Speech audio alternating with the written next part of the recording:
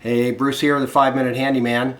I'm kind of hungry this morning, so I'm going to make some Swedish pancakes, and I wanted to show you how I do that. My mom's mom, my grandmother on my maternal side, she would make these for us when we were little. And boy, I just remember eating those and just eating pancake after pancake. It was great. So let me show you what these are like. They're kind of like crepes, a little bit different texture and such, but let me show you some of the hardware and we'll talk about it. Well, what I have here is everything that I need to make a successful batch of Swedish pancakes. I've got some milk, some flour, I've got some sugar, I've got eggs, measuring cup, measuring spoon, a whisk, a spatula, I have butter, and a container to mix it in, a bowl. And this is really all the stuff you need. Before I start cracking the eggs and getting going with this, I wanted to just show you how you can check to make sure that your eggs are still good. You know, sometimes these are hanging out in the refrigerator for a while, or they're sitting on the counter for a bit. So what I have is I've got a container of water here, and I'm going to put my eggs inside the water. And when we look at how the eggs are sitting in here, if they sit flat, like this one's sitting flat, that means that they're fresh. If they are standing up like this one's standing up, that means that they're not super fresh, but they're not bad yet. If they do start to float, then they're bad and you don't want to eat them. So it's always a good idea just to check and make sure that your eggs are in good shape before you begin using them. So I'll just take this water out of the way and give these a quick dry off, and now I'm ready to crack the eggs and get rolling with my recipe. Now when we go ahead and make these, I usually make I'll take 3 eggs, and that'll be enough for 2 people normally. The thing to remember about when we're making Swedish pancakes, and we start out with 3 eggs, and these are large eggs, so just give you an idea. If we're going to use small eggs, we're going to go a little bit more. We'd maybe do 4 eggs. So what I'll do is I'll first whisk these up and just get the yolks and the white a little bit mixed together. So when I start adding my ingredients, it'll mix nice. So the thing to remember about mixing and the quantities is I have a 3/4 cup measuring cup here, and I'm going to use 3/4 of a cup of flour, 3/4 of a cup of milk, and I'm going to use 3 teaspoons of sugar. You could throw in a dash of salt if you'd like. Typically I don't put salt in it, but you surely could do that. So what I'm going to do is I'm going to add in my flour. This particular flour is Wondra brand flour, and the thing about Wondra flour is it's really good for making gravies and such, because the flour is fine and it doesn't cake. But you can use any kind of flour. I don't know that I'd use bread flour, which I have used it before, but well, we're using Wondra for today.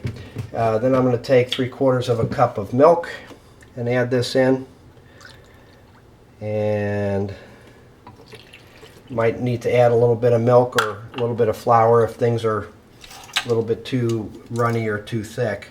Again, we're going to do 3 teaspoons, and you could use 1 tablespoon instead of 3 teaspoons, but this way you can only just remember it's all 3s.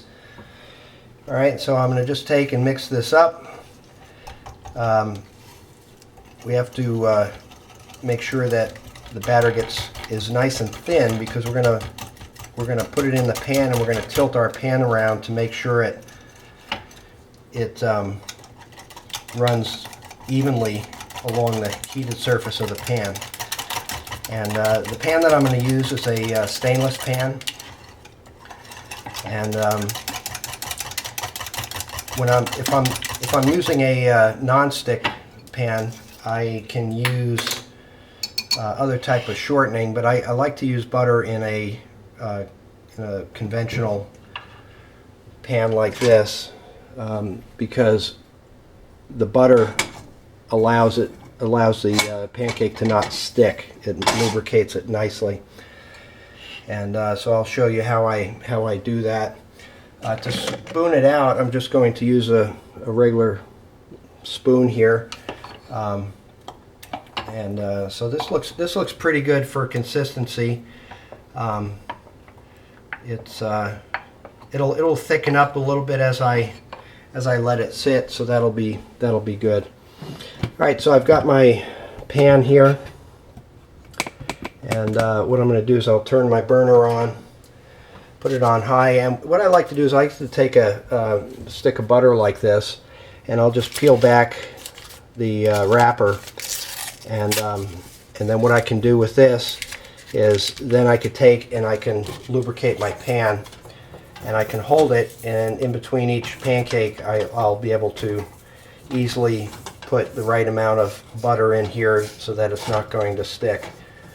Alright, so the first one that I do, I apply it quite liberally in here, okay, so that it's nicely covered.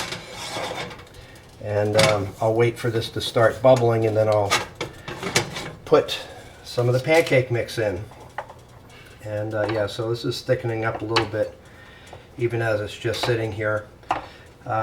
The way I usually make this is I usually don't measure out, and what I'll do is I'll put in the eggs, whip those up like I did, and then I'll put in some flour and then I'll whisk that to mix it up with the eggs. And when it's a thick consistency, then I'll stop adding flour, and then I'll add milk to it. But it works out to about 3/4 of a cup of each. Okay, and so now you can see this is just starting to dance around a little bit. I don't want to make it brown. All right, so I'm going to take my my batter, and I will just take it and pour it right in here. And then I'm going to take and move it around to thin it out, because I want to make these very thin. Okay, and so you can see what we've got. I'll turn my temperature down to about 5 or 6. Actually, just about 5.5. And so, let's see if I can get the light to shine on here. You see how this is still shiny? Well, when it starts to dry up like this, then that means that the bottom side is starting to cook nicely. All right, and you can also look around the edges here to see when it starts to turn brown. But generally, Swedish pancakes, you don't want to have them really dark as far as the brown, getting browned. So what I'll do is I'll set my plate up here, take my spatula. Okay, see how nicely this releases off of the plate? Okay, so we have just a little bit of browning over here, and that's okay. And what we'll do is we flip it over, and we want to just let it sit for just a couple of seconds, maybe 10-15 seconds, just to dry out the side over here. Okay, and so I'll just take this and just flip it right onto my plate. Okay, so now I have my first pancake. Well, the best way to eat these is to take some jam or jelly. Sometimes what I'll do is I'll take and put a little bit of sugar here, so that I could put some sugar on there. I like apricot preserves, so I'll take a little bit of apricot preserves, put it on the side of my plate. Okay, and get this ready. So when I'm ready to eat it, I'll take and put some of the apricot on here like this. Give this a stab and a roll. Okay, and so now we have these nice little tubular pancakes that we can eat, and so that's what we do. Let me taste this and see. Oh, just like Grandma used to make. This is delicious. You've got to try these. Super easy to make. Took only a few minutes, and there'll be enough here for 2 people for a nice breakfast, and a cup of coffee, cup of tea. We'll make it awesome. Hey, so thanks for watching. I would love to have you subscribe to my channel. If you have other things you'd like me to show you how to cook, please leave that in the comments. Hey, this is Bruce with the 5 Minute Handyman. Thanks again.